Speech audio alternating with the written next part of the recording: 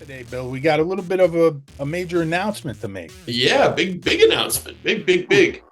Huge so, yeah, we have an exclusive on our Patreon, and of course we've been promoting our Patreon a lot lately, and I would encourage everybody to go there. Just go to Patreon and search for That's Enough Out of You, and you'll see our logo. Just click on that.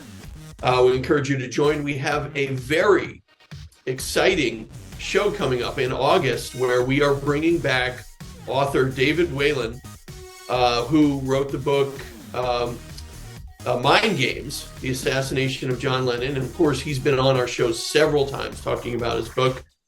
And the show that we have coming up is an exclusive Q&A episode. So if you are a Patreon member, you can join anytime between now and then.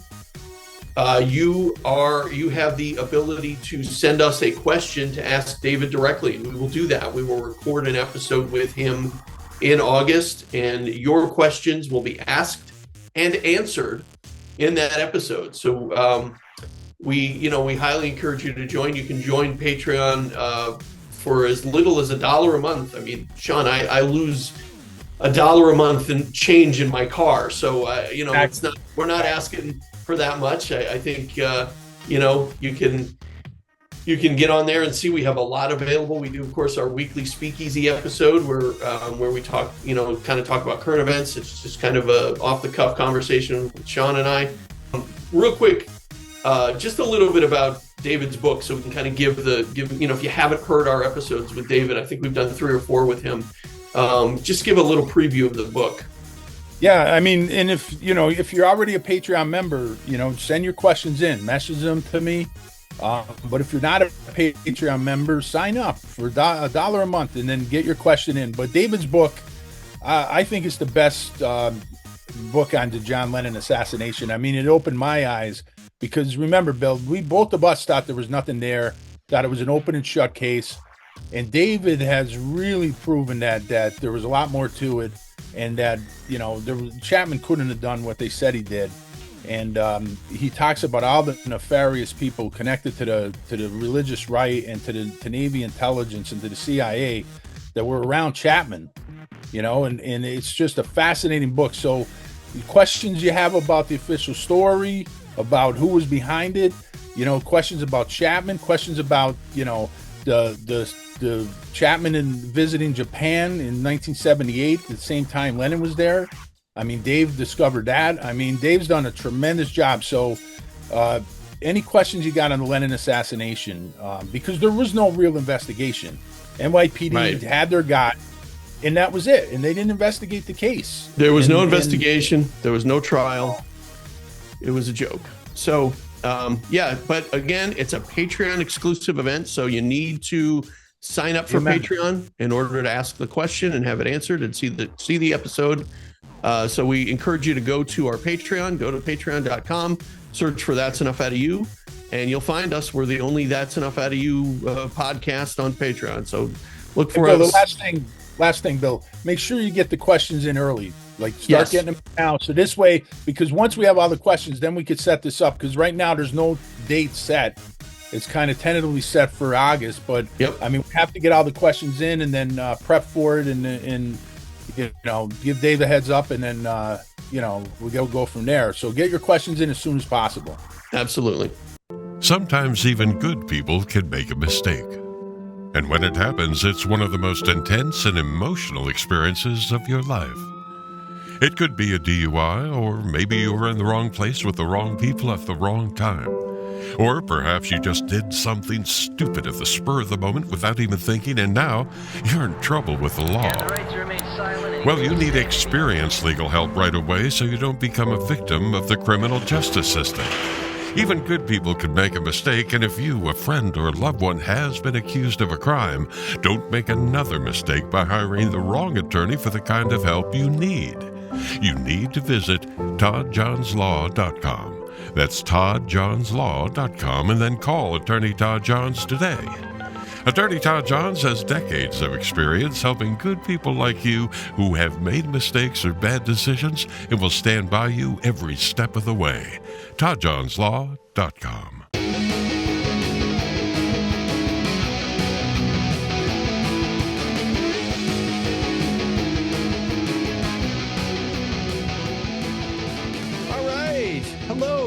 welcome to That's Enough Out of You. I am your host, Bill Rader, and joining me from his normal seat where he sits and does his recording is my co-host, Sean Kane. Sean, how are you this week? Billy Raids, how's it going, buddy? I'm doing pretty good, thank you. We have a great guest. We have Lisa Pease with us again.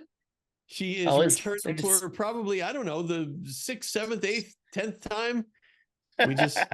We keep having her back because she's always great. So Lisa, welcome. Oh, thank you. Thank you. So much to talk about, and 30 some years of research. I have a lot of things I want to say. Well, you have a platform here anytime you want.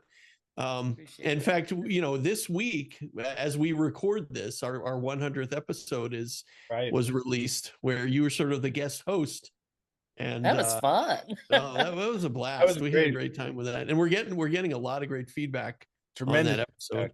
Yeah, wonderful. So, Sean, just real quick before we get started, I just want to mention our Patreon. If you go to Patreon and look up That's Enough Out of You, you'll find us, and sign up. I encourage you, even just if it's just $1 a month gets you in.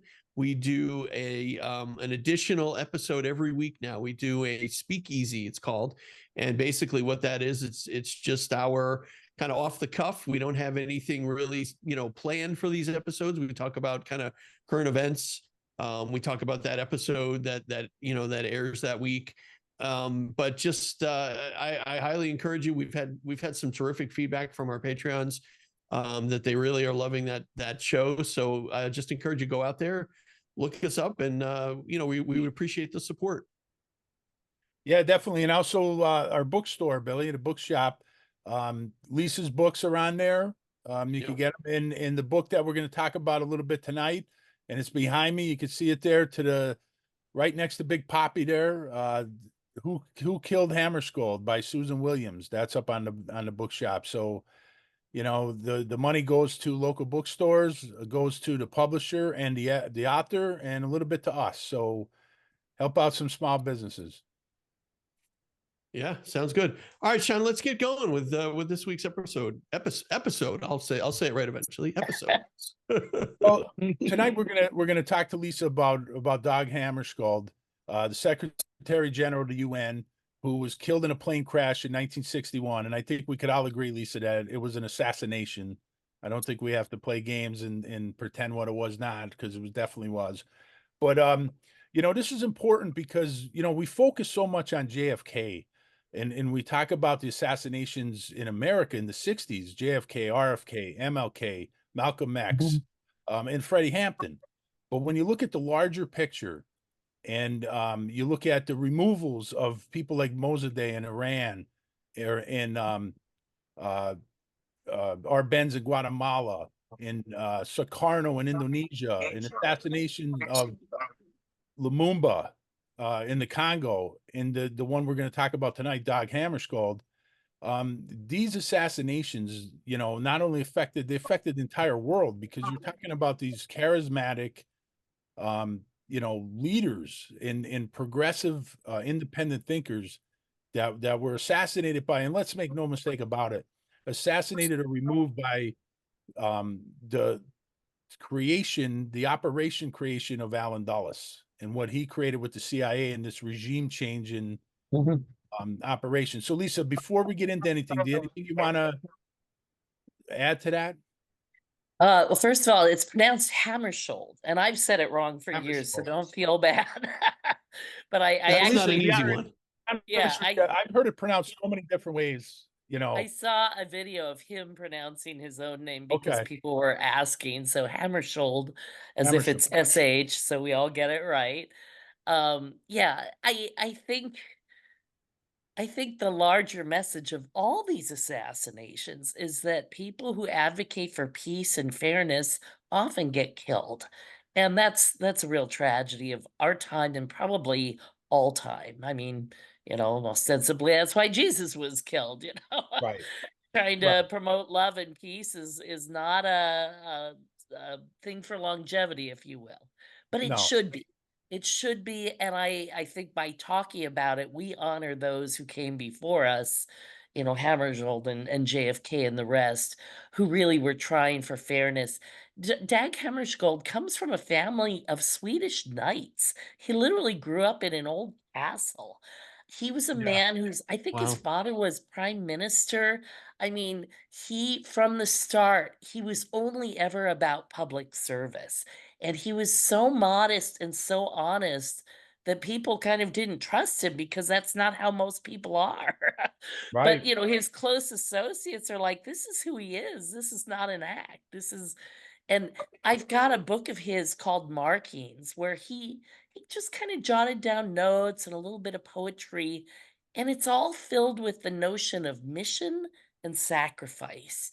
And that, his mission was world peace. He felt he was a vessel of God, trying to bring God's light into the world, but not in a weird way, just in a very sincere way. And so I think it's important to understand that that's where he was coming from. None of this was an act. None of this was he was bought off by this faction or that faction.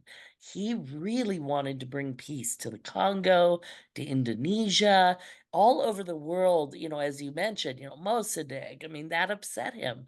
He came in, I think I want to say 54, but it might have been a little before that. I think it may be 52. I'd have to go back and check.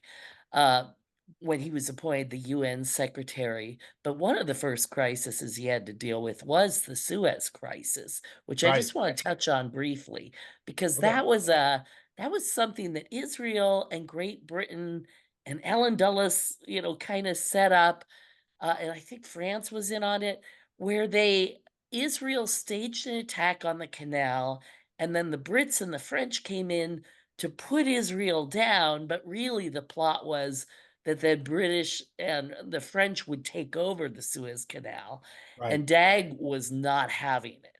And neither, by the way, was Eisenhower, even though Dulles had told the French and the Brits that Eisenhower would go along with this. And not surprisingly, of course, Eisenhower was shocked to find Dulles Sure. acting independently and said, no, no way. So, we see from the start that Dag is not an imperialist. He's not behind the colonists, the Zionists. He was definitely for fairness in the world. And he, like JFK, understood that these smaller nations didn't want to be Soviet satellites, but they didn't want to be American satellites. They wanted to be their own nation, Right. independent, answerable to no one. And in the, hierarchy of the world at that time, everybody was one or the other. I mean, we were at the height of the Cold War now, and you had to be either pro-America. I mean, George Bush said it. It's like, you're either for us or you're against us. Right. And no, there's a whole other area in there where you're not for any of those, asshole Right. countries. You're for yourself, right? Right. That's pardon right. my pardon my French, but anyway, so this was the environment when Dag came in, and of course in the 60s, the very first, I think, important assassination of the 1960s was Patrice Lumumba. And I know Right. you've talked about that on your show We did. before. We talked about And that with Monica and yeah. and I Mhm. just want to cover, I don't want to repeat the same stuff because we had an episode with Monica Weizak and we had an episode with Dr. Greg Palgrain when we talked about Indonesia. But Right. just to kind of recap so people know, there's the two areas, the Congo and Indonesia. You can see the plan that Alan Dulles had for both of those areas, and it's a direct opposite of what Kennedy and Hammarskjold had in mind for those two places. And you could see how he's an obstacle for Dulles. And you see And that and with Congo. I just want to emphasize it's about resources. It's about rare Sure. earth And minerals in the right, Congo. It's about cobalt. And right. in Indonesia, it was about gold that, Dulles knew about and a few people knew about, but the gold was buried under this huge mountain of copper that they had to And dig out and mine first. uranium and copper. And at the time, who was the biggest investors in uranium and copper? It was the Rockefellers, it was the Guggenheims, and it was C. Douglas Dillon, who would be Kennedy's Secretary of Treasury. And the Treasury is in charge of the Secret Service, which they did a bang up job protecting Kennedy. And that's only in the United States because the Sure, Belgians had a huge Belgium, mining interest. I absolutely. think, yeah, people talk about like the Rockefellers as if they were all powerful. It's like there are people all over the world who All over the had that world. same power. It Well, wasn't just a Indonesia, few families, you had the there were, Dutch, you had the Dutch in Indonesia. The British are and the always there. Dutch in yeah, Sure. exactly. But to just kind of recap with the Congo, it goes back to when King Leopold was there, and he had such a brutal reign. Mm. He called it his magnificent African cake, which tells you what he thought about the people. He didn't care about the people, and his reign was so brutal. And what he did is he exploited the rubber and the cotton plantations there, and the population. And under his reign, 23-year reign, 10 million people died, half the population of the Congo, and it was a lot of due to the brutal effects of colonialism. So when they finally get their freedom, they finally get this you mentioned him before, this charismatic Patrice Lumumba, who Kennedy Hmm. was backing, and he got the freedom for the Congo. But the problem was is that they really, Belgium backed away. But the thing is, what they did is the Western powers, Dulles, and it wasn't, Dulles, the Rockefellers, the British, they were backing this guy Soshimbe, and to break away the Katanga section from the Congo. Now, the Katanga was where all the resources were that you talked about, Lisa. The copper, Right, the uranium, sure, the again, the rare earth minerals, and right, they have another category called critical minerals that are also very important. And Katanga was a mineral-rich province, so the right, great, Dulles, Rockefeller, and X number of others plan was to carve that off, make it a separate country, and then control that and let the rest of Congo go with Lumumba, but Lumumba's like, "Oh no, I want the country to stay together. We're not right, not going to get smaller just because you say so." And Lumumba was kind of co-ruler with this guy Kazavubu, who was right. much more bought off by the Western interests. Lumumba tried to get money from, the US. We wouldn't give it to him. So of course he went to the Soviets, and then we cried, "Oh my gosh, he's becoming a communist." It's like, well, what do you expect people to do when you don't help them out? And this is again what Kennedy understood that others didn't. But yeah, not to reiterate all the Kennedy stuff because we have gone Right. there. But Please. but Dag Hammarskjold was very concerned because there was really a civil war starting to break out in Sure. Congo. And so it was Dag Hammarskjold's idea to create um, a peacekeeping unit within the UN. And And they keep painted their Katanga from helmets a seceding. bright pardon? He wanted to keep Katanga from seceding from the Congo because that was like Yes. 60-70% of the overall wealth, which they wouldn't be able to Yeah, survive it on. wouldn't be fair. I mean, it'd be like cutting California off from the rest of the Sure. United States. We have so much wealth here. The rest of the country would probably go to war if California tried to And the succeed. people weren't Succeed. educated. Belgium never, put the people in a No, position they to. wanted workers. They wanted cheap labor. Yeah. Sure. So, but That's Enough Out of You is sponsored by Carfecta, Scranton's premier destination for finding the vehicle of your dreams. With a commitment to service, value, and selection, Carfecta is your trusted partner in every step of your auto purchase journey. Our sales staff will work with you to select the perfect vehicle from our diverse inventory. Our friendly office staff will assist you in securing financing and offering warranties. At Carfecta, our dedicated team is here to make your car buying experience seamless and satisfying. Located in Scranton, Pennsylvania at 220 South 7th Avenue, or call us at 272-770-0080 and check us out on Facebook. With years of experience serving the area, our dealership is dedicated to offering high-quality pre-owned vehicles to our customers. From the moment you walk through our door, we're committed to providing you with a great car buying experience. With our skilled sales staff and financing options, we'll help you get the vehicle you want at the great price you deserve. Visit Carfecta today and let us exceed your expectations. Are you thinking about selling your house?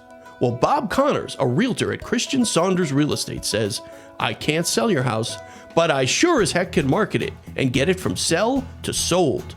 Call Bob today for great marketing and to get a ton of eyeballs on your house. Are you in the market to buy a home? Not sure where to start? If it looks like something you shouldn't buy, Bob's going to tell you that. Think you can't buy a house or have no idea where to start? Been there, done that. Bob will get you going in the right direction. You can reach Bob at 570-614-3624 or 570-335-9000. And you can find Bob on Facebook at Bob Connors-Realtor. Whether you call Bob or not, please remember, stay awesome, all you awesome humans, and be kind to each other. Bob Connors, the realest real estater. And thanks to Bob Connors and Christian Saunders Real Estate for sponsoring That's Enough Out of You. But anyway, so Dag Hammarskjold, sent in the peacekeeping force, and which is a horrible job because they're told not to fire at anybody. Right. They're trying to be Sure. They're trying to like keep a the peace. buffer set of troops, but they don't have a lot of authority to do any killing themselves. So those people ended up being severely traumatized. That's a real tough job, UN peacekeepers. And they would Anyway, also, Lisa, they would also back a young general by the name of Mobutu, yes. who was a butcher, became a butcher, and this is what they And do. Andrew Tully, who's one of these establishment writers, called him the CIA's man Yeah, in he the was a Congo. CIA, sure. Yeah, and that's the guy who ultimately ended up kind of taking the responsibility for killing Lumumba, even Right. though there's was a a lot of CIA evidence. operation. Yeah, let's Yeah, cover that it was CIA all the way right. through. The CIA is like, oh, well, we tried to kill him, but we failed, and then Mobutu got him. It's like, but Mobutu was your guy. Right. Yeah, exactly. So, Exactly. and you helped kidnap him, and you helped put him in. And there's an account from John Stockwell, who wrote In Search of Enemies, and said, Sure. one of the guys at the station was driving around with Lumumba's body in the back of the car. They didn't know where to dispose of it. I mean, the CIA was deeply involved in that. And they didn't even And tell that happened in January of 1961. So the war is still continuing. There's no leader filling the gap. And again, Dag is arguing for fairness there. He's also arguing for fairness in Indonesia and everywhere on the planet. You can name just about any country, Latin America. Dag was a really moral guy who really Sure. wanted what was fair. And, he was not afraid. By the way, I just lost you. Did you lose me? I don't see anything. Oh, there. No, we're here. I'm good. Hold on. Sorry. There's something that's opening on my screen that should not be. There we go. We can Okay, just that edit was that weird. part out. Yeah. Anyway, so Dag was for fairness everywhere. And so that obviously made him a target. And there were documents that surfaced during the South African, Okay. what was it? The Truth and Reconciliation Commission. Right. That's Operation Right. Celeste. Operation Celeste documents. Yeah, we'll Let's talk hold about off on that a that. little We'll talk bit about that later. later. But I wanted to put it in the Okay. chronological order because Alan Dulles was already, if these documents are to be believed, and there's reason to question them, but there's reason to believe them too. Sure. But this came about in like the summer of 61, where Dulles is like, Dag Hammarskjold's getting out of control. We're gonna have to do something. We're gonna have to take him out. We got to do a better job than we did with Lumumba. Right. That's what he said. If the documents are to be believed. So anyway, fast forward to September. Dag Hammarskjold has a meeting. He thinks he can effect a truce in the Congo. He's flying to the Ndola airport, which is right next to the Congo in what was then called North Rhodesia, and then it became Zaire, and now it's Namibia or Zambia. Sorry, Zambia. And not Zimbabwe, because Northern Rhodesia split into two pieces. That's the Zambia portion. He's in a DC-6 plane, and he was set to land a little after midnight. The people on the ground see the lights of the plane, and they get commissions. The plane is saying, "We see your runway, we're headed in," and then it depends on who you believe what happened next. But there were witnesses who were discredited because they were Black people, which is sad, who said, well, we saw an explosion in the sky and we saw two planes and one of them fired at the other and then the other one exploded. And that's basically what happened. Something brought Dag's plane down. Now, the first initial inquiry, which was done by the British, basically, to me, a complete cover up, a complete Warren Commission scenario, and said, well, it was pilot error. The plane just accidentally crashed, couldn't quite see the airport, but that doesn't match the evidence, it doesn't match the transmission, and it doesn't match what people see in the sky. Now, many years later, this woman, Susan Williams, who, by the way, grew up in is it Zambia? Yeah, I want to say Zambia, Zambia, yeah. but there is no country of that name, Zambia. She grew up in Zambia. And so, this was something that happened in her area. So she had a real interest in it. And she's a scholar, Oxford, I think, trained, and really dug into the case and wrote this fantastic book, as you mentioned, Who Killed Dag Hammarskjold. And that book caused such a stir that the UN reopened a new inquiry into the case to try and figure out what happened. And I don't remember how I first heard about it. I had read Susan's book. I thought it was terrific. And I was probably Googling her name. And I saw something about this commission being formed. And just before that, a few years before that, actually, I had written a little article, which Susan Williams actually mentioned in her book. It was called Midnight in the Congo. And I Great laid article. out, thank you, I laid out a bunch of information that the church committee had kind of omitted or skipped by or downplayed that really showed the CIA more than anyone was responsible for Lumumba's death. But the first half was about Lumumba, the second half Right. was about Dag Hammarskjold, because when I started talking about, I think I had done an earlier article where I'd mentioned something about the Congo, and one of the other researchers, John Armstrong, who wrote Harvey and Lee and has Right. done a lot of his own independent research, he Yes. sent me a stack about this thick of documents that he had found at the National Archives that weren't yet in the JFK collection. He had been searching outside that, and he had sent them on to the review board, the AARB, and said, you need to include these in the JFK collection. Some were and some weren't. And as I read through this, the story is astonishing. There was this guy, his name was Roland Bud Culligan. And I looked him up even this morning on newspapers.com, and looks like he crashed a plane early in his career and, fought in World War II, and longtime aviator, but also apparently a longtime assassin for the CIA. And he was jailed in, I believe, 1970, so right after the assassination, 60s. And he was told by his CIA handlers, we need to do this to protect you from some foreign agents that are after you. So we're setting you up on a false, banking charge, that he'd made these false checks, and he put him in jail. All right. But now, fast forward 6 years, he's still in jail. He's like, okay, let me back out now. Surely the threat has passed to the CIA. It was their way of silencing him and disavowing him and moving away from him and discrediting him, because now he's a convicted felon, right? Who's going to believe him? He's a con man who went to jail because he forged checks. And so this guy in jail is very frustrated, and he talks to friends, and he gets this guy, Chris Farrell in Florida, to start writing letters on his behalf. Chris talked to him and even taped him in jail and got all this data, and they're trying to get him before the church committee. And Chris is like, look, I've tried to interest them. They're really not interested unless you can provide some specifics of some of the assassinations you were involved in. And so he said, I need you to list 6 of them. And so he does. And one of them, is actually the JFK assassination. He doesn't Right. claim to have been involved, but he claims that he knocked off 3 of the 6 shooters by luring them to a place in Guatemala and then Right. killing, on the pretending they were being hired for a new job and then killing them there. The 3 people he named were provably not killed in Guatemala at that time. Right. And I think that he was holding that back. The other 5 are much more credible confessions, but I think he was hinting, hey, I know about the JFK assassination too. Because the 3 people he Okay. named were Manuel Artime, and Jose Miro Cardona and Tony Verona.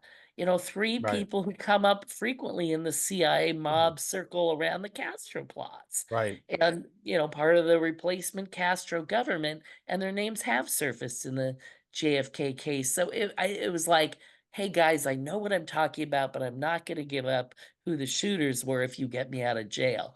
But he did talk about Hammarskjold.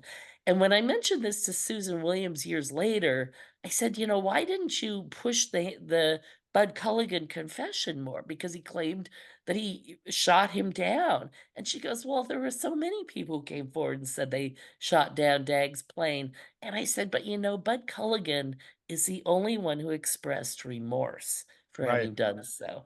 And in his confession, he said, I did not want that job. I did not want to do it, but I don't get to pick and choose. And when they told me I did this, I rented a plane, I picked it up in this country and flew it to that country. And, he describes his route. He describes the type of plane he had, and somebody could conceivably go back through the manifests in those other countries, Tripoli and Libya and, wherever he said he flew. And, but he claimed he picked up the Albertina just outside the Nadola airport and shot it down.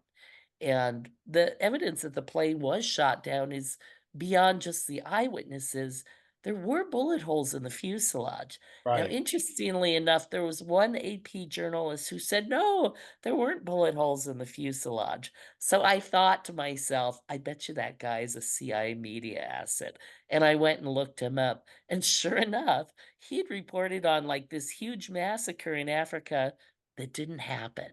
And the paper had to retract it because it, Wow. it was a completely false story. And he was probably fed it by his CIA contacts who were Wow. trying to, it was like a Gulf of Tonkin type thing, trying to get a reaction, from the other side to start a war. But the paper found out early on that nothing like that even happened. So I don't trust that journalist if he says there was no bullets in the fuselage. He's been lied to before or lied himself. And so not a credible rebuttal. Lisa, talk, Uh, talk to me about the emails that you sent to the UN. yeah, so I wrote to I found the guy's name, Lord Lee Cromwell or whatever his name was. Um, again, I'm sorry, I'm bad with names. If I look it up, I would have it. But the guy who was running the new inquiry. I found him online. I emailed him and I said, look, I have some information. I'd like to send it to you. And when I described what it had, he's like, well, if you'd like to be an official witness, we need you to fill out this form and then we'll evaluate it and we'll let you know. So I filled out the form and submitted it and sent it in. And then, probably a month later or something, I got another email saying, okay, we would like you to testify. And here's Wow. our official testimony form. I was only one of 3 Americans who testified. Only Wow. 28 people testified to the commission in total. And so that was a pretty big deal for me. But my evidence was credible enough that they definitely wanted to see it. Yeah. And, again, these are mostly government documents, except for the handwritten confession from uh, Roland Bud Culligan. His middle name was Bernard, but everybody called him Bud Culligan. Um, so anyway, this guy, Chris, had talked to him in jail, found him credible, eventually got this Attorney General of Florida to vouch for him to Frank Church. That's a pretty big thing to happen, to get somebody of that level to vouch for you and say, I believe you. I think the evidence is credible. And it's not clear to me if Bob Shevin, who was the AG of Florida at the time, if he had listened to the tapes that Chris had, or just read the statement, or just was persuaded by Chris himself. But ultimately, this did go all the way to the church committee. And, I think they resisted having him testify because it was so explosive. And Bud Culligan, here's the other thing that I find makes him credible. He did not want to talk about this stuff. He wasn't some guy saying, oh, hey, I have all this secret knowledge and I'm eager to share it. He's like, I don't want to tell you any of this stuff. I feel bad that we've done it. My whole life has been about the secrecy and protecting the CIA. I feel terrible doing this, but I'm in jail and I want out. And this is my only trump card. And his trump card was that he kept a secret diary that was not with him in jail, and the CIA didn't know where it was. And there were multiple copies of it. And there were multiple copies of the tapes of him as well. So they couldn't just find him and erase him entirely. And perhaps most persuasive that he was telling the truth was that he did get out of jail after going through this whole exercise. He was released from jail. Now, he was re-jailed a couple of years later on a different charge. And I assume by then the CIA had found his diaries, right? I'm sure they followed him and tracked him and figured out what was going on. And then they could put him away for life. All right. But at that point, he was able to literally bargain his way out of jail with his confession and the noise that he was getting and the credibility that he was getting all the way up the chain. So pretty astonishing. Yeah, Lisa, definitely. what about, and I'm just reading this now, there was a declassified document that that claims that Jan van Rissingham, who was was piloting that plane. He was a mercenary pilot, commander of a small Katanga Air Force. What do you know Yes. about that? Yeah, Susan Williams wrote about him in her book and some of the others who had come forward to confess. I didn't find any of their confessions credible, and they were all secondhand confessions. We didn't have anything from the people directly. It was from somebody they talked to at a bar. Or, it's no one left a written confession like Bud did when he was still alive. Right. And it's like, think of this. If you're in jail and you're really just a con man and you're trying to get out of jail, are you going to confess to assassinating the head of the UN as your reason to get out of jail? I Doesn't mean, come sound, on. yeah. That's a ridiculous ploy if you're just making it up. And the fact that he got out of jail to me indicates he probably wasn't making it up, that he was the guy who shot down the plane. And when I talked to Susan William, probably just a year ago or something, about that, and I mentioned, that's when we had a little email exchange, and I'm like, why didn't you mention Bud Culligan? She's like, well, so many people had come forward, and I didn't want to mention them all. And I said, but he was the only one to express remorse.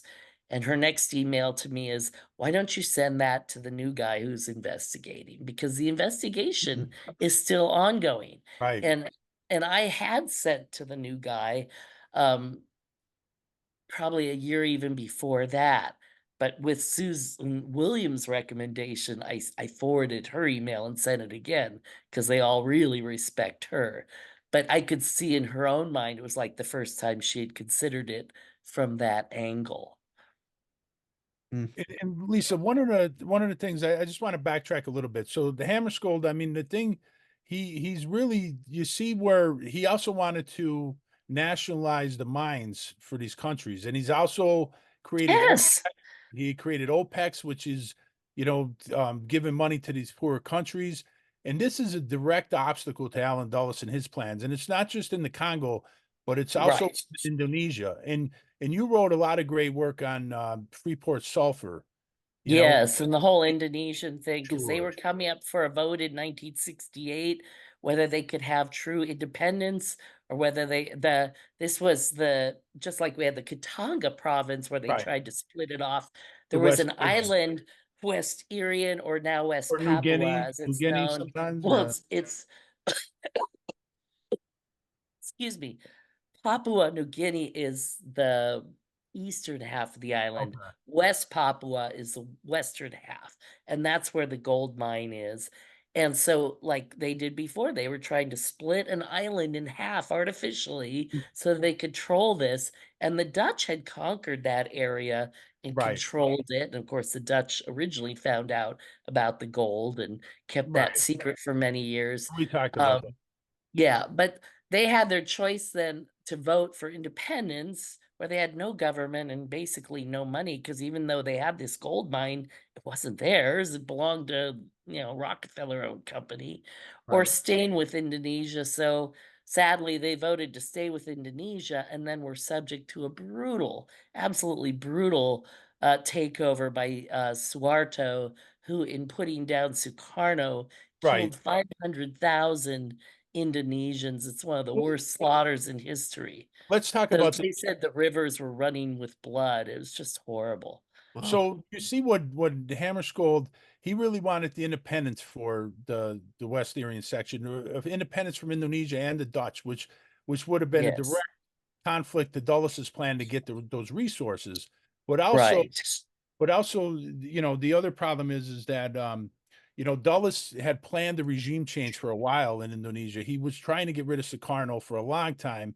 Yeah, And they tried in 1957 and had sure, kind of their own Bay of Pigs that right. just utterly failed. And one of their Yeah. pilots was downed, Alan Pope, and And that they also movie. tried to discredit Yeah. him using Mahue. There was the whole thing with the porn tape and stuff. And Right, but right. the thing is, when you mentioned the Suharto and the coup that happened in '65, I mean, we talked about that with Paul Grain. I mean, the massacre Mhm. for 1 million people, and It's they horrible. were, if anybody's familiar with the mafia, most of them were garroted, which is, they put a wire around the neck and you could almost decapitate a person if you know how to do it right. And Yes, vicious. And they were the PKI were really, a lot of them were peasants. that They was the Communist Party, the PK. Right, For but they your weren't audience who doesn't know sure. what you're talking about, Well, I was gonna get PKI to was that, the like, they're Communist not, Party. Okay. but most of them were peasants, though, even though they were the communists. They weren't like the Right, they weren't Soviet or Chinese sure. or yeah, yeah. So Dulles has this plan, the regime change. He has, to get the resources, and there was also another thing, that he wanted to widen the split between China and the Soviet Union. And while he was telling Kennedy that split Mhm. wasn't real, and he knew it was. Yeah, But he was using this that was conflict all real. between Malaysia and Indonesia called confrontasi, and he was using that. And the one thing that Hammarskjold wanted to do was end that confrontation. So there's another place where you see a direct connection where Dulles' plan is blocked by Hammarskjold. So there's so many Well, it different gets areas. better than that because Greg Polgrain mailed me recently with some new information. Go ahead. The day of the assassination of Hammarskjold, supposedly he and Lord Landown, Landowne, had switched planes.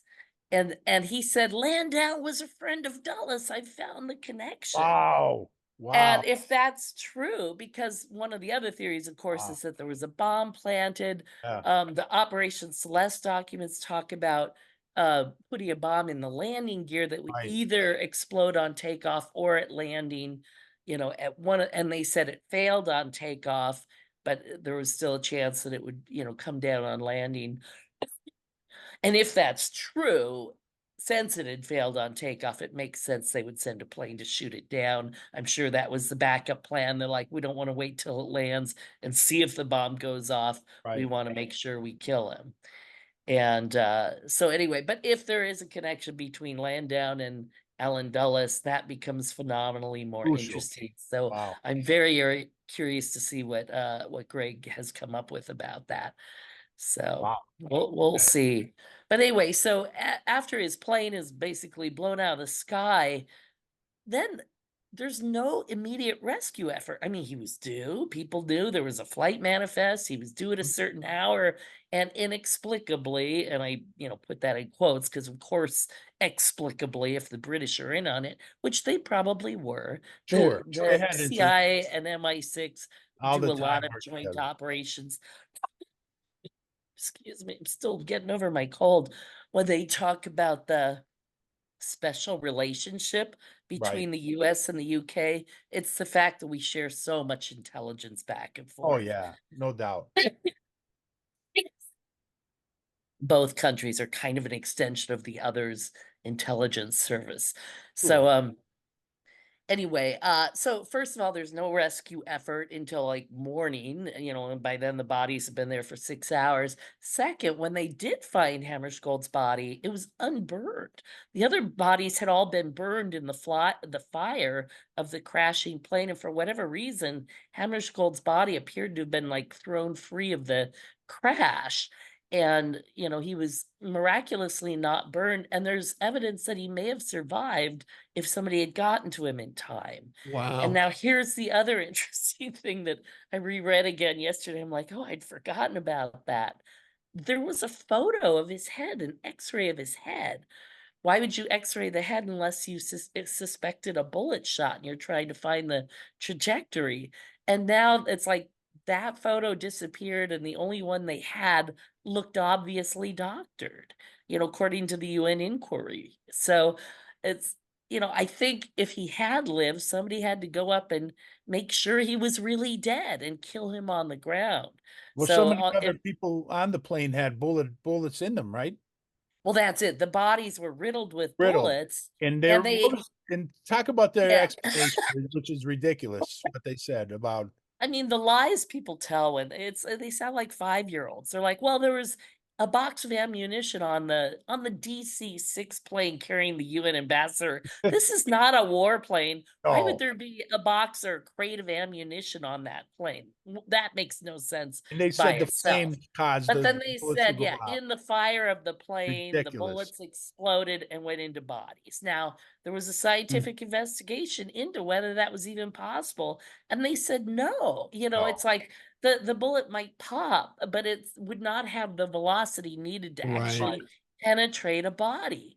I Right. mean, they're designed to withstand fire. I mean, what's the point of having munitions in the army if one fire ruins all your ammunition, you're out of business. So they're designed to be fireproof. So that, They might. again, it goes to if there was a plane, and the plane that Culligan claimed to be shooting was a plane, the Lightning model that was used in World War II. It was one of the best interception planes that could shoot down another plane in the sky. And so it's like that's exactly the model you would want to use if that's what you were trying to do. They might as Go well have said that the shots came from the book depository, right? That would have made just as much sense. Yeah. Right. Yeah. From Hey, Dallas. can I just jump in with a couple Sure. of couple things here? So first of all, there was a quote from Truman. This happened. Yes. This from Truman. You want to talk about this, Sean? You want me just to mention it real quick? Well, Bill, go ahead. Go ahead and Go read ahead, it. It's a brother. good quote. Read the quote. So Yeah. Truman said this is the day after the crash. Yes. He said Hammarskjold was on the point of getting something done when they killed him. Notice that I said when they killed him. He made a point. When they killed him. Exactly. Exactly. Yeah. Like this again, not a lone nut, not an accident, Right. a plot. Truman knew, he was Sure. president. He knew the players. He understood right away what had happened. And after Kennedy was killed, of course, Truman also wrote that Right. great editorial in That December. got and- Dulles so mad. Yeah, exactly. And it's funny because when I was first shopping my book around, like years before I actually ended up finishing it, one of the publishers turned it down because they said, well, you mentioned that Truman quote, and that's been rebutted, and Truman didn't No. really write that article. And I'm like, what are you talking What? about?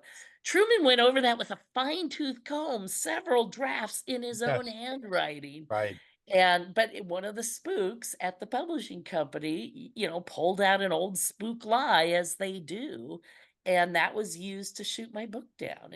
This is Wow. why it's so hard to get the truth out, because Yeah. again, it isn't just the media, it's the book publishers. In fact, there's a book still to be written about all the different book publishers that got in bed with the CIA, because the CIA realized early on we can't control our version of world events if people are allowed to publish independently. We got to make sure we have people in all the major publishing houses. And they did. And if you look at the books on the JFK case that came out from Gerald Posner and James Phelan Right. and some of the other disinformationists, they all had the same Random House publisher and the same editor, Bob Loomis, whose wife was Gloria Loomis. And it's funny because Angleton's secretary's name was Gloria Loomis, and I've never been able to prove it was the same person Right, or right. not. But it would be so interesting if that was, yeah, and I think it was not, because that would have been her married name, and that would have been before she was married. But I always thought that was an interesting coincidence. And that whole quote by Truman is so interesting, because we know that Truman was a confidant of Kennedy. They were talking, so you could imagine the conversations, and Kennedy was so close with Hammarskjold. So, Yes. he was backing him, which makes him even more of a threat to people like Dallin Dulles, because of Yeah. he was back. And there's a quote from Kennedy also, Sean. You Yes, Good. I was going to greatest- say, I wish I'd pulled that out. So I hope you have it right in found front Called of him me. the greatest So- statesman in the good. century. Go ahead, Billy. Exactly. Even though he had opposed the UN policy in the Congo, Kennedy said, "I realize now that in comparison to him, I am a small man.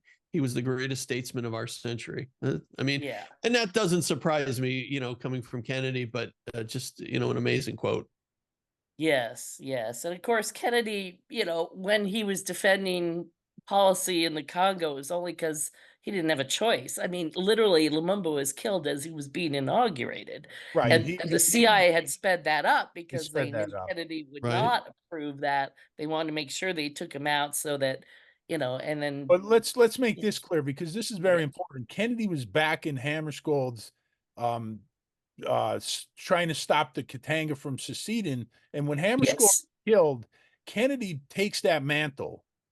He takes that mantle from Dag Hammarskjold, and he Mhm. takes on that, and he was successful he stopped Katanga from seceding until of course he's assassinated, and then we know what happened. The Congo was a mess today. It was a disaster. Well, that's it. There's literally I want to say a Holocaust going on in the Congo. There are more Right. people being killed in the Congo right now than in Gaza. I mean, it's just incredible, the violence and the terror. And as you say, it does go back all the way to Leopold. These actions reverberate for centuries. Sure. But yeah, if Dag Hammarskjold had been allowed to live, if Lumumba had been allowed to live, if JFK had been allowed to live, and then MLK and RFK, the world would have been so much better. So much better. It's unbelievable. It's so amazing because, religion is blamed for a lot of violence around the world, and it should be. But, you look at some of the violence that takes place over natural resources. Yes.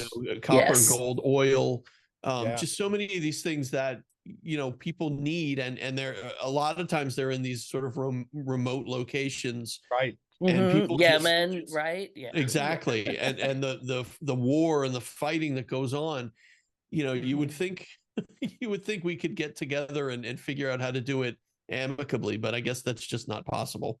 And it's And when you say that there have been religious wars, I would argue every single war in history was about resources, and that Right. religion is the fig leaf Yes. covering explanation for the wars. I think and you're how right, you Lisa. fire up the troops. Yeah. But it's always been about gaining land or the Right. resources of the land or waterways Right. and yeah, in the intro to my book, I said it was the Kennedys' unique ability to understand that and sympathize with those Right. countries that really helped them stand out. But I understand there's a new film coming out about Dag Hammarskjold and his assassination, and I'll be very curious to see it. I believe it's coming out at the end of the year. It was I think it was shown at Cannes this year. I could be wrong about that, but it was sold at Cannes. And the rights were sold, and somebody looked it up for me recently and said it looks like it's coming out, in either like November or December of this year. I saw a clip of it online. There was a little trailer, for it, a preview that I think people can find, and I recommend Right. people go check it out because it looks like the political thriller that it is. And we may know who shot down the plane. To me, that's not as important as who hired the guy him, who shot exactly. him down. Exactly. Right. And I don't think it was just the CIA. I think it was No, a lot easily of the it. CIA and the British and maybe even the Belgians, because Sure. they all, the Belgian had the biggest mining company there. There was no way to refine uranium if the Belgians were out. They had the only uranium refining facility there. And they're like, yeah, you can have the uranium. Good luck, because there's no refinery outside of ours. So, yeah, it'd be very interesting to see what the Well, film does. Let's talk Yeah, about Operation. Go ahead, Billy. Before No, I I'm get just gonna say, Lisa, it looks like it's a Swedish film. Yes. It's just called Hammarskjold. Yeah, and it's Mhm. already out now. It probably Well, won't. it's out in Europe, but the Yeah. American rights, it hasn't probably been. won't do well in this But I country. You think just it's been look at the I think title, it and was- people are gonna. avoid it. Yeah, I think it was sold to a streamer. I just don't know if it was Netflix or which one, but I believe it's going to be streaming here and probably subtitled. I don't, I'm know sure. if it Yeah. was, yeah, but I'm dying to see it. And of course, we should talk about that documentary Cold Case Hammarskjold, Yes, that's where, very good. yeah, the documentarian actually kind of set out to make fun of the conspiracy theories. That was his original thought about Dag Hammarskjold. And then the more he got into it, he's like, wow, it looks like his plane really was downed. Right, And right. that leads into the SAMIR documents we're talking about, or Yes, I SAMIR. want to get to that. Yeah, so it's the Southern Institute for No, it was South Maritime African Maritime South Institute of African Research. Maritime Institute of Research, right, Right. SAMIR. So, And you go well, ahead. I know yeah, you're dying to, yeah.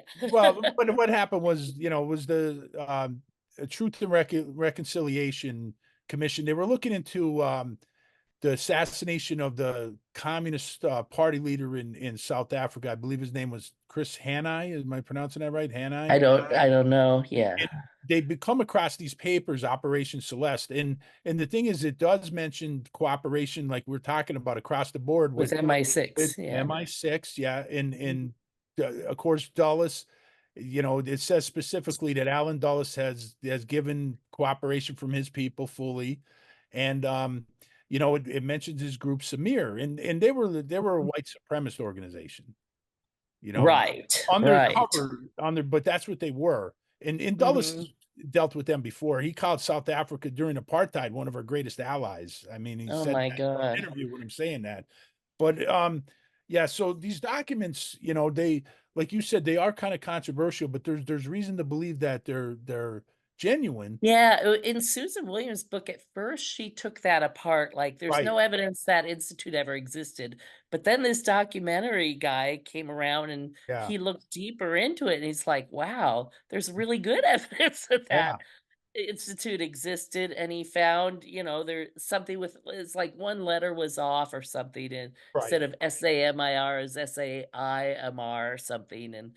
And yeah, so it gave new credibility. And in them, they're like, do you remember the past phrase? Because I don't remember now, but it was something like one guy was supposed to say, how is Celeste, right? And the other Right. guy was supposed to say, oh, she's doing much better except for her cough. And that was Yeah. like the Right. Right. key, That was that they would right. know they were talking to the right people. And then from there, they would go on with their assassination planning. So, and that's exactly the kind of thing the CIA does, and the British do, and all intelligence services do. And they use these innocuous phrases as a way to greet each other and make sure they're talking to the right person. And it also mentions that it has to be handled cleaner than Yeah, the then truth, Lumumba. which would mean SAMIR was involved with Lumumba.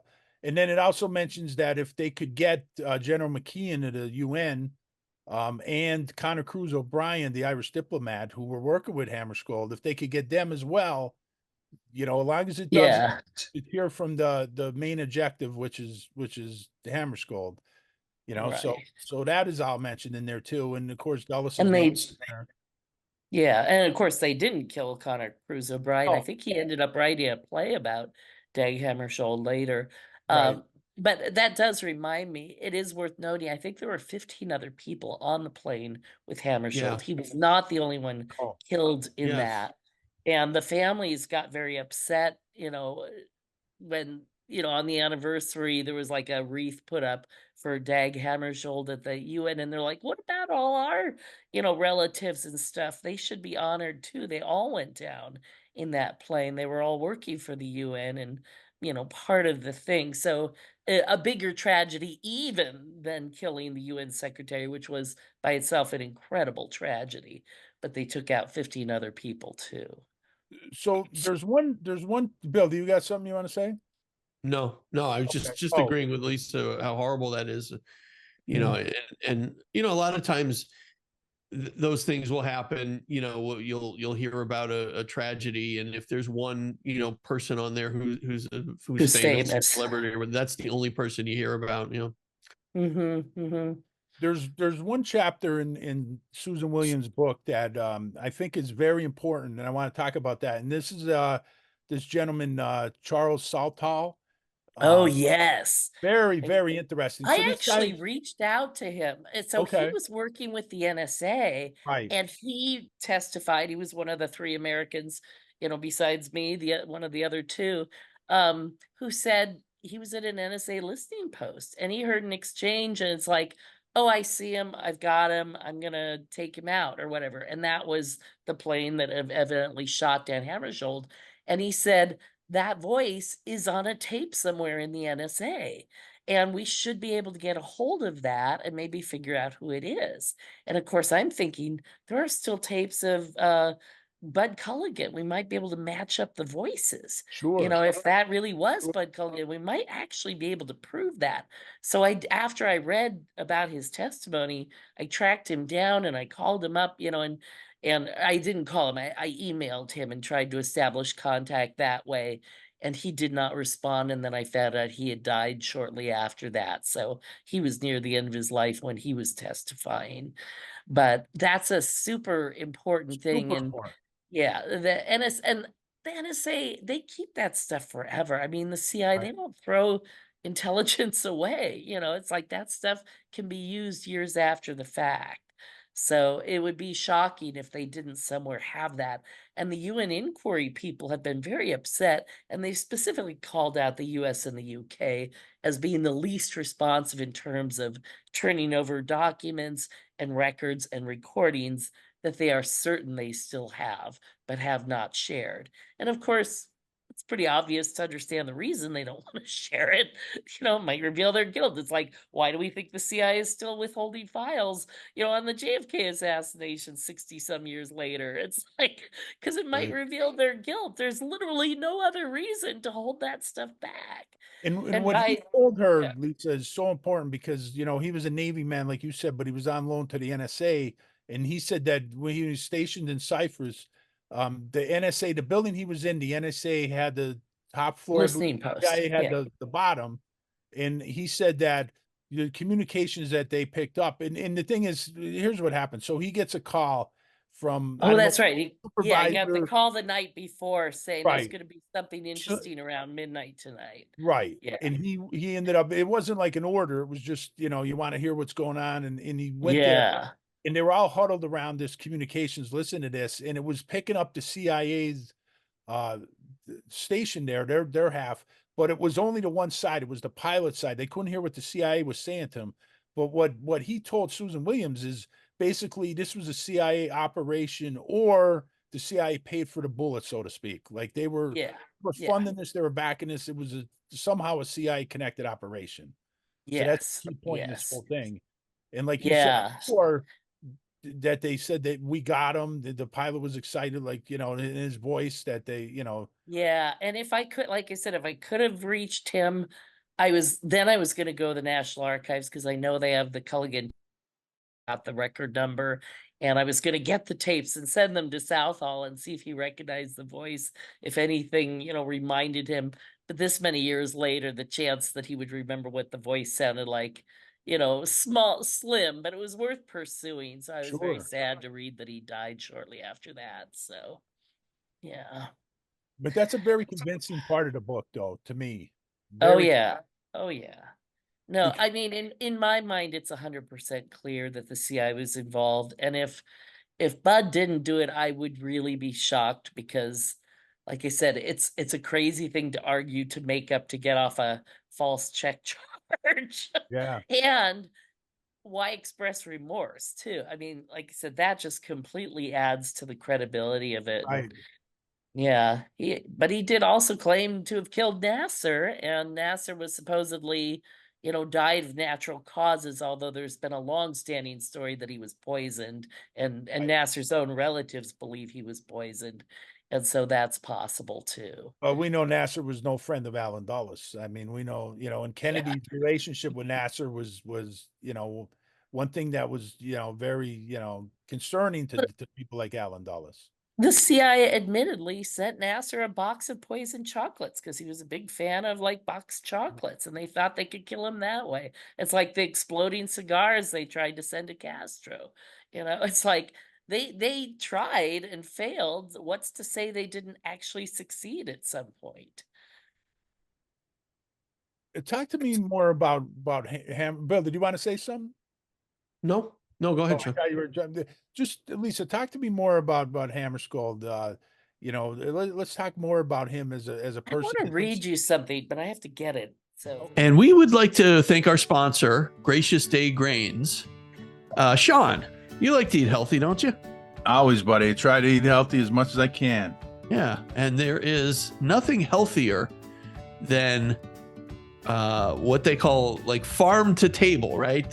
So when you can get something right from the ground and make it and then put it right on your table. And Gracious Day Grains, they have a tremendous selection, and it's totally organic. Everything is, they don't use any sort of herbicides or pesticides or anything like that. They have a bunch of different products on their website, Gracious Day Grains. So if you go to graciousdaymilling.com, you'll find a bunch of great stuff there, Sean. Yeah, you will, Billy, and it's owned by Tom Maxey, who's a great guy from Virginia. He's a truth seeker, just like me and you, buddy. And Tom's growing philosophy follows the wisdom of farmers of centuries past. And a quote from Tom is, "If we practice the right rotations, we exclude the bugs and weeds without needing herbicides or pesticides." So, I mean, this is great, Billy. I mean, what he's doing is fantastic. There's cornbread mix, there's cornmeal, popcorn he sells, buckwheat Sean, have you had buckwheat pancakes? No, buddy. Oh my, they're delicious. I love buckwheat pancakes. And Gracious Day Grains sells buckwheat pancakes. Just go to their website and you'll be able to find all of this stuff there. You can order it right off the website. You can find out all about how they farm and their whole philosophy, Tom's philosophy. It's great stuff. It really is, Billy. And one of the things he does is he grinds small batches at very low temperatures, which retains the flavor and the freshness. Of course. And it can't get any fresher than that. I mean, it's literally right from the ground. So again, go to graciousdaymilling.com and just, take a look on there. You can order whatever you want and they'll send it right to your door. Again, it doesn't get any fresher than that, right from Tom's farm to your door to your table. So absolutely. And eat healthy and you'll feel better. Absolutely. I wish I could do that. I wish I could eat healthier, Sean. We'll start with Tom's stuff, buddy. I'm going to order some of those buckwheat pancakes. I love There you go. I'm going to try them too, Billy. Yeah, they're really good. All right. Gracious Day. We thank Gracious Day Grains for their sponsorship. Thank you. and I wanted to show you this book here. This was the first thing I read about Hammarskjold. It's, again, notes he jotted down before and during his time as the UN secretary. And I, stumbled into it in the library one day. And I had flipped to this poem, and I just want to read it because it's so good. And it's short. And it says, tired and lonely, so tired the heart aches. Meltwater trickles down the rocks. The fingers are numb, the knees tremble. It is now that you must not give in. On the path of others are resting places, places in the sun where they can meet. But this is your path, and it is now that you must not fail. Weep if you can, weep, but do not complain. The way chose you, and you must be thankful. That was written in July of 1961. Wow. September, he was dead. Wow. He knew what he was facing. And I have often, I'm going to cry. I've often thought of that poem over and over because, and Sean, I know you and I both talk about mission. It's like, yeah, everybody else gets to go out and play in the sun, and we're stuck reading these books and these files because no one else is doing it. Right. And the press is not doing their job, and the government is not doing their job. Hollywood. And it's so unfair that it falls to the few of us who care to do all the heavy lifting. But if we don't, who will? And that's what Dag Hammarskjold understood. I think that's why I feel a special fondness for him, because he really cared. His whole book is filled with, I don't want to do this. It's like, let this cup pass me by, but I must. And, if I don't do this, no one will. And he really had this huge sense of mission about him. And it's why he was single. It's like he wanted to make peace in the world. That was his mission. And he was prevented from doing that by an assassination. And Lisa, let me ask you this. So we talk a lot about how and I mentioned this, the JFK assassination. They didn't just assassinate the man; they assassinated the president. And we talked about Yes, Luther King, The how that presidency. the the office presidency. of the presidency. Yeah. I'm sorry, the Yeah. office of the They Yeah. president. assassinated the UN too, in a way. Well, that's what I want to ask you because Martin Luther King was, they when they assassinated him, they marginalized the civil rights movement. So Yes. how And how after did they this, assassinated, Bobby right? and It changes. completely kneecapped George McGovern in 72, the Democrats got the message. It's like, if we are progressive and speak up for the people, we're never going to get elected. So they turned and became much more business friendly and got in So bed with a lot of right wingers my and question is, how did this assassination affect change the the UN? UN. How Yeah, did well, I think the answer is what's going on in Gaza now. The UN is being seen now as a completely powerless agency, even when people are saying, look, there are war crimes. Nothing is being done. The International Criminal Court is similarly kneecapped because the United States funds the UN. And if they go against the United States, there will be no UN. And so it never was really the United Nations. And I think this is something that's probably the most depressing thing to learn in my life is that, yeah, without the United States blessing, nothing ever happens. And it's so convenient when it's our enemy to say, oh, there's this horrible massacre going on and genocide, and we need to go in there and stop it. But when the US is part of it and funding it, that's okay. There's no genocide, look the other way. There's nothing bad happening. So yes, I think it's funny, Bobby Kennedy Jr. talks about agency capture, that the agencies that are supposed to regulate, like the FDA, which is supposed to regulate food safety, has been captured by the people making our food unsafe. And Right. it's the same thing. All these international bodies have been co-opted and corrupted by the very people they should be reining in.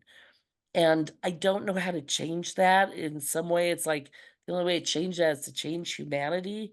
And as Monica said, and the song, it's funny that she mentioned that song as I heard her. I thought she really is like my astral twin or something.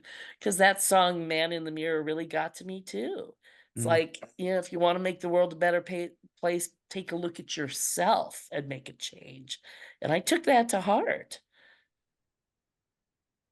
Yeah, go ahead? Lisa, I mean, when you look at, you mentioned the FDA and how they're supposed to keep us safe. I mean, not only is it the giant food producers, but it's also, the pharmaceutical company. I mean, we've talked about that quite a bit. Mhm. They were essentially in the pocket of, of these drug companies with the opioid crisis and everything. And yeah, I mean, those are the people that we look to, that we just assume are going to Yeah, keep are us taking safe. care of us.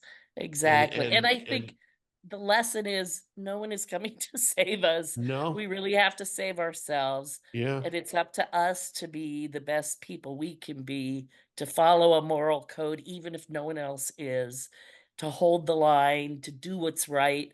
I've been asking people to write letters because once again, Sirhan is up for parole. It's time. And people are like, well, I wrote a letter last time and nothing happened. What's the point? And I'm like, it's not about the outcome. It's about doing what's right. He's Right. still in jail and he's still innocent and he still needs our support.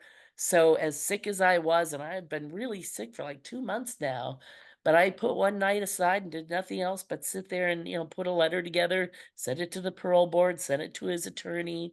And you don't have to write a big long letter like I did. You could just write a 2 sentence letter.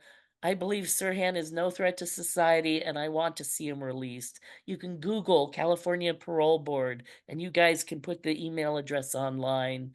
Angela Berry wants a copy of everything because the state doesn't always share with her all the letters of support. And Sure. so you can literally email Sirhan's lawyer at angela@guardingyourrights.com. She's been very public and open about sharing that because she wants the data that's coming through. So again, it's like, don't think about whether something is possible. Only think about whether something is important and right, and do that. And if all of us did that, amazing things would become possible. Sure, absolutely. Um, is there anything with this plane crash, Lisa? Any evidence that we missed that we should talk about that we didn't talk about? Well, Susan, Williams' book is like 400 pages. There's a lot that obviously we're Right. not going to talk about. The UN report itself is like 75 pages.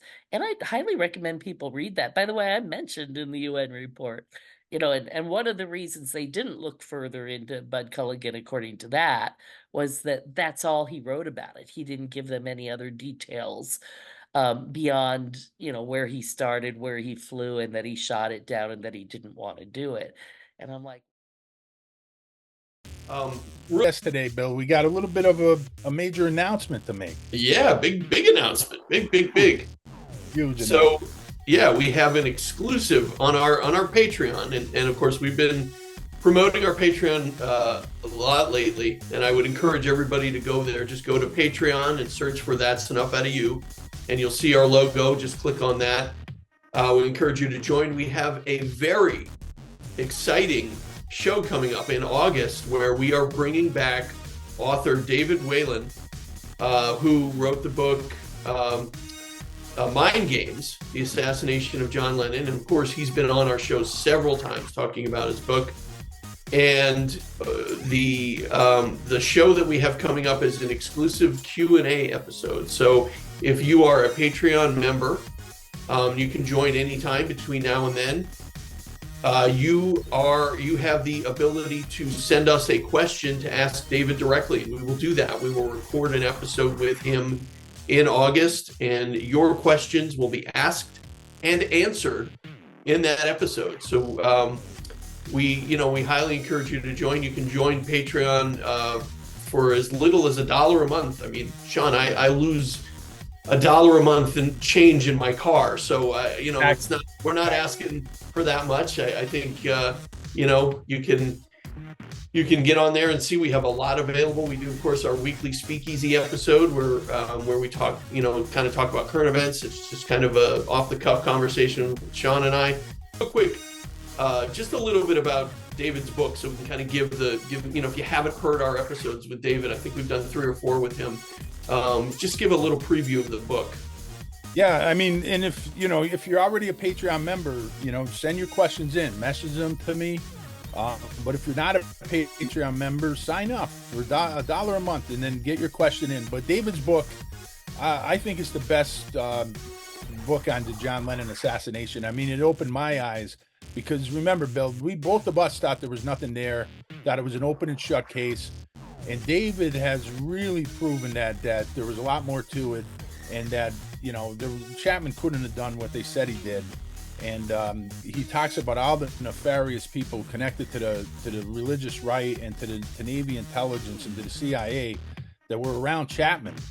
And it's just a fascinating book. So the questions you have about the official story, about who was behind it, questions about Chapman, questions about the Chapman in visiting Japan in 1978, the same time Lennon was there.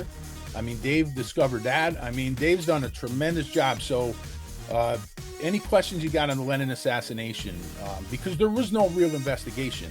NYPD had their guy, and that was it. And they didn't investigate the case. There was no investigation. There was no trial. It was a joke. So, but again, it's a Patreon exclusive event. So you need to sign up for Patreon in order to ask the question and have it answered and see the episode. So we encourage you to go to our Patreon, go to patreon.com, search for That's Enough Out of You, and you'll find us. We're the only That's Enough Out of You podcast on Patreon. So look for us. The last thing, Bill, make sure you get the questions in early. Start getting them now. So this way, because once we have all the questions, then we could set this up. Because right now there's no date set. It's kind of tentatively set for August, but I mean, we have to get all the questions in and then prep for it and give Dave a heads up, and then we'll go from there. So get your questions in as soon as possible. Absolutely. I don't know what they were looking for, beyond that. But obviously, again, this many years after the date, it's so hard to prove anything. But And it's clear to even the most recent commissions have said it's clearer and clearer now. His plane was shot down and he was assassinated. The first two commissions wouldn't go that far, but now they're like, it's clear that happened. Now we're just not sure exactly how it happened or who did it. right. And I think, we mentioned this earlier, but another important assassination is Lumumba, who probably down the line we'll do an episode just on that. But it's absolutely clear that the CIA was involved with that, and there's no doubt about that. And they like you mentioned, they sped that up because Kennedy was only president-elect, and they wanted to make sure that he was out of the way. Yeah, Before before Kennedy got in and could protect him or give him any greater and visibility. Dulles handed that to Helms, correct? To handle Yes. that's Yes. that's an By important. the way, that same reporter who said there weren't bullets in the fuselage, I could have sworn I saw something where he said that photo of Lumumba, that wasn't really a photo of Kennedy grieving Lumumba. Oh, I okay. I'm not 100% Okay. certain because I was whipping through some stuff quickly, but I could have sworn his name may have simply appeared on the page in some other context. But seeing those two, but somebody has argued that that wasn't what the photo was. Unbelievable. And of course it was. That's It what the was. photographer himself Yeah, said. right. Yeah. It's But absolutely. but this is again, people tell lies because as Goebbels or whatever said, some part of a lie always sticks. And that if you lie, it's just enough to crack a little window of doubt. And that's all people need for things they don't want to believe. They don't want to believe that Kennedy cared that much about Lumumba, and so you give them this lie that they can hang their hat on. Or with Maryland, that you give them a lie they want to believe so that they Sure. don't learn the truth, which is both more mundane and more horrifying. And Yeah. and Lisa, when you look at the impact of all these assassinations, the ones in the United States and the international ones, it's just amazing the negative impact it had on the world. And Oh, when you really do a deep dive into every single one of them, they either lead back to directly to Allen Dulles or to the operations that he created, the the assassination program, the regime change program that he created in the CIA that Truman never intended the CIA to become. And well, I will say there have been a lot of assassinations before Alan Dulles was even sure, born. There have been a lot no, I'm not since saying he that. I'm not died. blaming But them during for that everything, but period, it's during that period, impossible. Yeah, it's yeah, like all roads lead to Dulles and right, the exactly, CIA. And it's funny because Dulles was in the CIA in the 40s and stuff. Of course, the World War took most of the focus, but the assassinations didn't really ramp up until 52 when Eisenhower gets elected and right, Eisenhower appoints Allen Dulles head of CIA and Allen Dulles' brother John Foster as head of the State Department because the State Department and the CIA do have to work closely sure, together to get assassinations done. And of course, being post-war, Allen Dulles had friends throughout the hierarchy of the military. It's funny when I hear people say, "Oh, it's more the military than the CIA that got Kennedy." It's like the military is not above the CIA in the minds of the military. The right, military looks up to the CIA. It's like they're the right. elite of the elite. I'm Because the proud of you talking military about are that. like the Proud of you. regular guys, the corn-fed, Midwest guys, but they're not the intellectual elite from the establishment or the rich, the sons and daughters of the bankers and lawyers and doctors that ran the CIA. And in Ellen Dulles' files, I was just looking through them the other day. I just sometimes randomly browse stuff, and I found a letter from an admiral, top position in the Navy, basically saying to Ellen Dulles, I so admire what you do, and if there's ever any support I can give you, you just let me know. And that's the hierarchy. It doesn't go the other way around. Right, right. I agree. And And and how do Kennedy you, tried to change that. he did. Kennedy did want because at least the military had a lot of processes and procedures, and the CI was very much off the cuff. Like I said, more like a terrorist cell structure. And he didn't like that. He wanted it brought under strict military control. And for that and many other reasons, he was prevented from continuing. Now, where do you stand on maybe possibly the one of these assassinations or removals that got presidential approval would have been Lumumba from Eisenhower. There's only one witness to that. It Right. is a somewhat compelling witness, Robert Johnson. He was taking notes at one of the national security meetings, and he said, I heard something that sounded to me kind of like a direct order Right. to assassinate Lumumba. And he said Eisenhower was looking at Dulles when he said it. And that's pretty compelling. You're probably not going to get anything better than that. You're never going to get a signed statement because that's the whole point of Oh, plausible deniability. No one, it's not like there's going to be an executive order saying, go kill this right. guy. But on the other hand, it is only one person, and maybe he had his own agenda. I've often thought that Eisenhower was blackmailed in some way because every year that he was in office, every year, his advisors said, you've got to rein in the CIA. They're out of Yeah. control. They're overthrowing elected leaders. They're interfering with elections, abroad. They're doing all this undemocratic stuff. And every year Eisenhower did nothing. And yet on the way out the door, he's like, beware the military industrial Right. complex. Right. And I'm like, I can't jibe that unless Right. he was somehow being blackmailed. And he did have like a heart condition, and he got very sick early in his first term, I believe it was. And I've often wondered if maybe somebody, the CIA had a heart attack gun. Maybe they went to him and said, hey, that was a warning. Don't you ever cross this again. And he's surrounded by jackals. I mean, he's got John Foster Dulles, he's got Allen Dulles, he's got Richard Nixon as his vice president. But Yeah. and Lisa, that heart attack gun, like people like talk about that and they laugh about it, but it There's a came video of first. it. You can There's a see video, it. exactly. Yeah, the guy It's testified to the church committee and he brought it in. And in right. fact, Bill Colby, some people think Bill Colby was killed in later years for revealing CIA secrets like the heart attack gun. It's funny, when I talked to Gordon Novell, who was very involved in sabotaging Jim Garrison's investigation of Right. the case, he convinced Garrison to hire him to do anti-surveillance work and instead planted bugs all over his office and fed it back to the CIA, the FBI, and the White House. So, not the kind of friend you want to trust.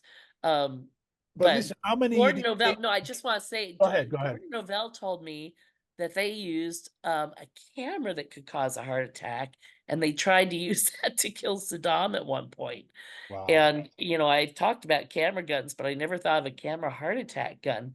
And being that it's Gordon, I can't say that's a fact because Right. he lies up the Sure. wazoo. But But, how many of these it cases, wouldn't like surprise me. how Yeah. many of these cases do you have witnesses or key people in the conspiracies and stuff that die of heart attacks? I mean, it's happened a lot. You have to ask that question. You can't just eliminate that and laugh it off when No. you know now that they did have a heart attack gun. Well, and I'm worried that they have some sort of a stroke mechanism because the Sure. year my book came out, my publisher died. David Talbot had his first stroke, and Robert Perry had a stroke and died. And, three really good people trying to get the truth out to the world. And it could be a coincidence. They were all old. It's like it's entirely possible. But I thought of the heart attack gun and thought, I wonder if they have a new model that causes strokes. You have to leave it open because I mean, You just don't, no matter how crazy it sounds, they've got something even that's the crazier thing that with the we don't even CIA. know about. Yeah. Yeah. No matter how crazy it sounds, you can't Yeah. dismiss Can't it. rule it out. Dismiss it. No, you really can. Billy, you got something, Yeah. everybody? No. Oh, I thought you were going to say something, but I mean, so I mean, we've been talking here over an hour. Let's, conclude, how do where do we stand? Like so you feel that Culligan is credible. You feel that, I think if people read through the stack of documents that I read through and all the different people at various levels of government who vouch for him and believe him, and like I said, it's just a crazy thing to make up. And there was even a news report about his diary at one point, because that was always his threat. It's like, if I'm killed in jail or something happens to me or I'm not out by this date, I'm gonna, I've left orders to release my diary of all these operations. And that's how these guys keep themselves alive. They not only document every operation, they keep receipts and copies, and then they make Sure. sure that they're distributed to several people because if they only go to one place, then it's I easy to expose. So even that explanation totally made sense to me because I know other CIA people who have done that to protect themselves. Jim Rose was the name that Bill Turner gave to a CIA guy he met, whose real name was Carl McNabb. And he used him as right, Jim Rose in his book on the RFK assassination. And when I met him years later, he had kept meticulous notes. In fact, he's the one who's in his notes had said that James McCord, the Watergate, burglar who made sure they right. got arrested that night, he said he was believed to have killed Hoover at CIA, that they thought he had Yeah. killed Talk him about with that, some Lisa. heart Talk about attack that. gun mechanism. Yes, and that he said his nickname was Zap Man. He said it wasn't the heart attack gun. He said he had a pen that would like spray something that could cause an instant heart attack. I Wow. mean, again, is it true? Is it not true? I'm sure that Carl McNabb 100% believed that to be true. Everything he told me that I could check out, 100% checked out. He never lied to me. There's nothing he told me that provably was a lie. Unlike Gordon Novell, who, like, provably almost everything he Sure. said was a lie, except a couple things that actually rang true and matched other things. And So, despicable yes. a person as J. Edgar Hoover was, he was in conflict with the CIA and Dulles and Angleton quite a bit. Oh, I mean, yeah. the And he had bottom of warned there, right, in the Pike report, one of the chapters opens with Hoover warning Nixon that he has so many people working for him who are really CIA people, including gardeners and janitors and secretaries. right. We don't think of those people as like CIA types, but when they work at the White House, who better to, find the garbage or overhear that, garden conversation? Kennedy used to take people out by the rose bushes because he thought that was the only place that wasn't bugged. Probably didn't occur to him the gardener next to him or 2 yards away was listening intently. And Hoover did some investigating into the Hammarskjold plane crash. Did he? Now that I'm not Did, aware yeah, of. he Yeah, did. It's it in makes Paul sense Green. that. We talked to Paul Green about that, and of course Hoover Okay. covered it up and Yeah, said that I forget what he said the reason was, but yeah, yeah. but just my point of saying bringing that up is, Hoover's not a stupid guy. He knows even though No, what he's no. Hoover was blackmailed by the yes, CIA, and exactly. that happened back in And that 1947 was Angleton, because right? Hoover was trying to keep the CIA from being formed. After the OSS and World War Sure. II, you got all these operatives. Where do they go? Hoover wanted them in the FBI. CIA didn't want to have to answer to Hoover. They wanted their own organization. And so General Magruder and Ellen Dulles and a few others probably got together and Angleton and got a photo of Hoover having sex with Clyde Tolson.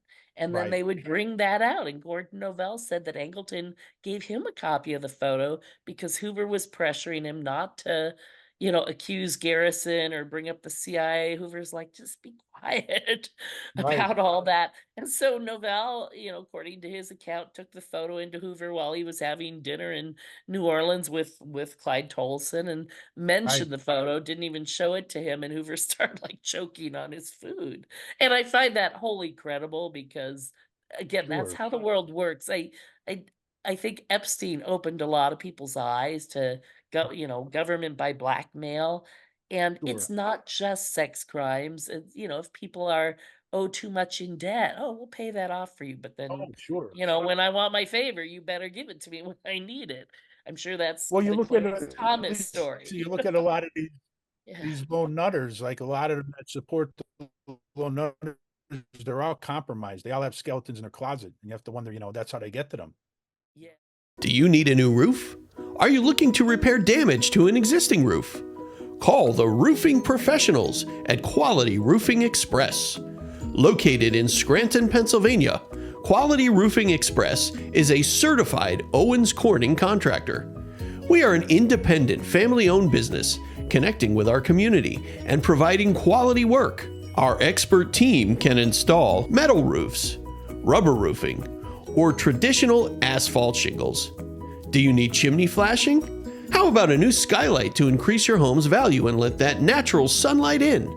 At Quality Roofing Express, we do it all, even siding. Check out our website, qualityroofingexpress.net, or visit us on Facebook. Give us a call at 570-614-3914 for a free estimate today. Quality Roofing Express. We put a roof over your head. DK's Corner has moved. Come see us in our brand new location at 201 Cherry Street in Jessup, Pennsylvania, right across from the Jessup Plaza. Enjoy a brand new menu with hot and cold sandwiches, soups, salads, pizza, delicious breakfast, including breakfast bowls and sandwiches, specialty coffees, and DK's famous Razzle Dazzle flavor shaken espressos, and still the best cheesesteaks around. Follow DK's Corner on Facebook and Instagram, or call them at 570-209-0278 to find out about their daily specials and catering. And DK's Corner now has beautiful outdoor seating for the summer. Don't feel like leaving the house? Call DK's Corner for delivery. And we thank DK's Corner for sponsoring That's Enough Out of You. DK's Corner, now in Jessup, Pennsylvania.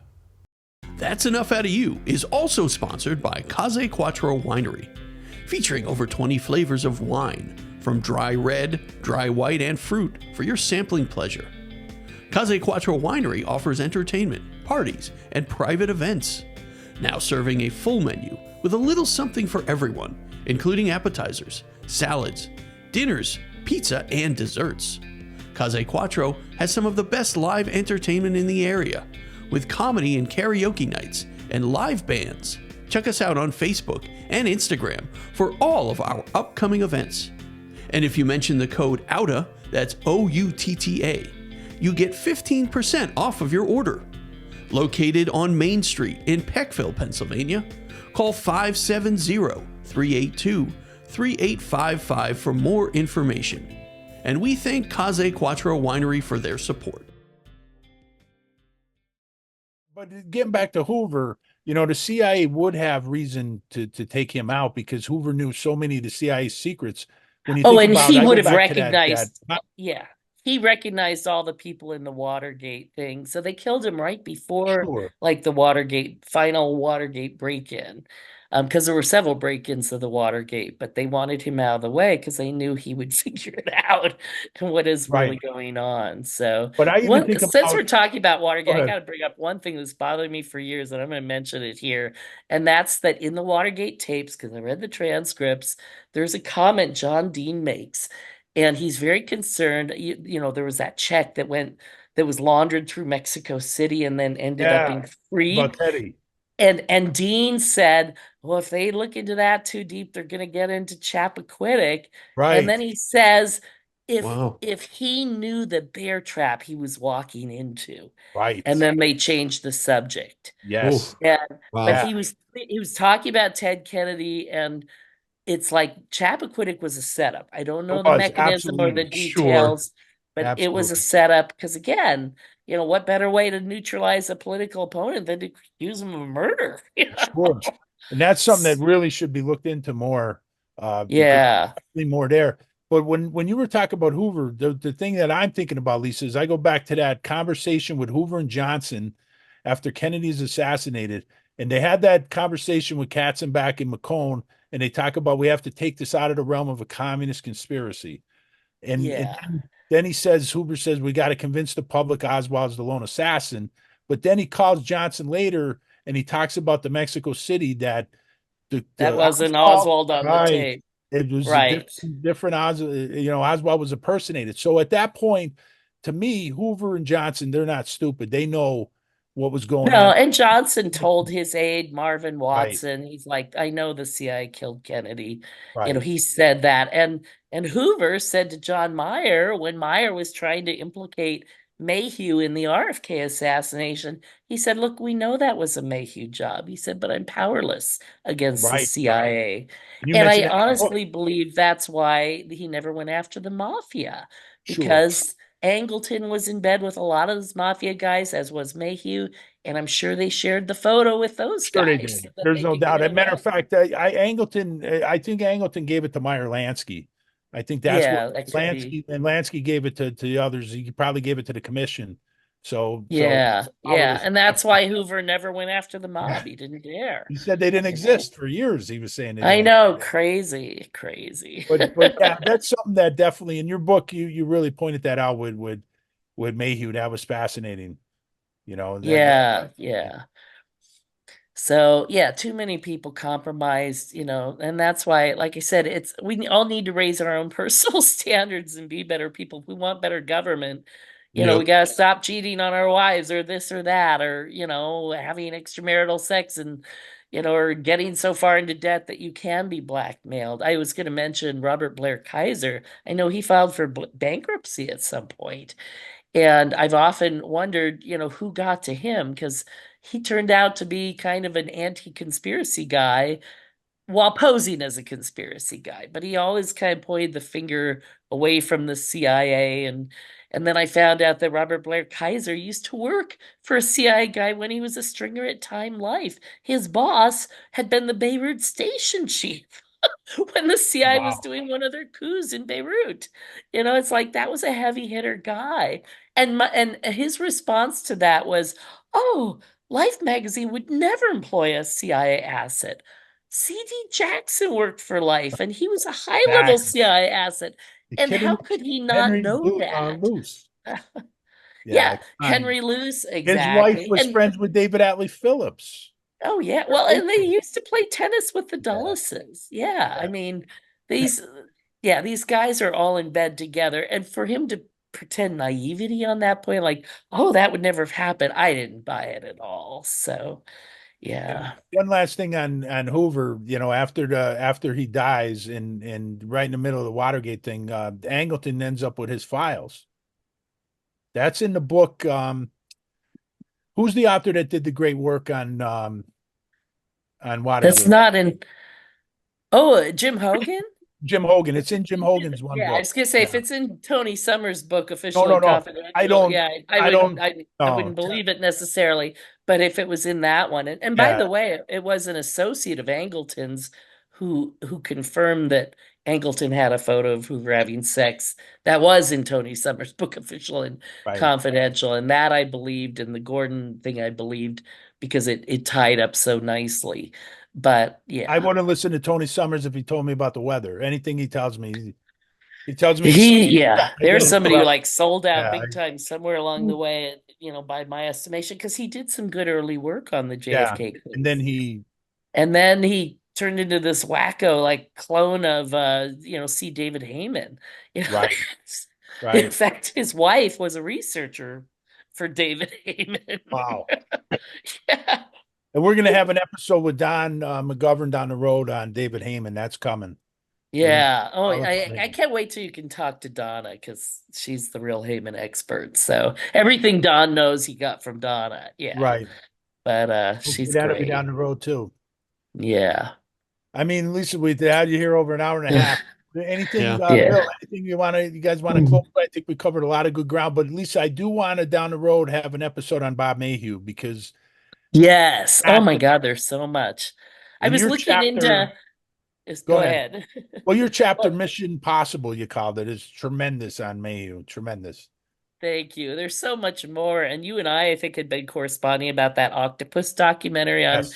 Netflix. And I'd forgotten about Robert Booth Nichols, who was in the milieu of Right. that. He at one point served as an officer on a company headed by Maheu, Mm. one of these front companies. It's just like all these bad guys, they all know each other, they all work together. Right. It's And not a and coincidence, it is a conspiracy. and you mentioned, Lisa, how he was Mayhew, was the mastermind, basically the guy running the operation on RFK.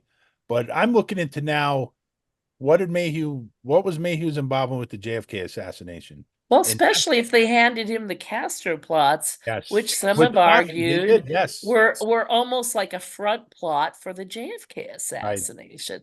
We're right. pretending we're going to kill, Castro, and we're training people, but Yes, really we're going to use that against Kennedy. It wouldn't yes. surprise me. And of course, my question was, why was Mayhew picked for the Castro assassination plots unless he'd already done some very high Sure. profile successful assassinations? Right. And so, yeah, you kind of have to look backwards in time to see what else he Well, did. we know he was already working on Discrediting Sukarno. That was in the 50s, right? Yeah, So yeah. already we know that. And So then it looks like he killed that Colombian professor yes, in, right, sure. in yeah, so yeah, very I don't think we've scratched the surface on Mayhew, and he practically brags about it in his own book. At one point, Howard Hughes hires him to get rid of somebody who is one of the girls Howard Hughes had stashed around town. Hughes would meet a girl, he would like her, and then he'd like basically put her in prison. He'd lock her in one of his houses and not let her leave. And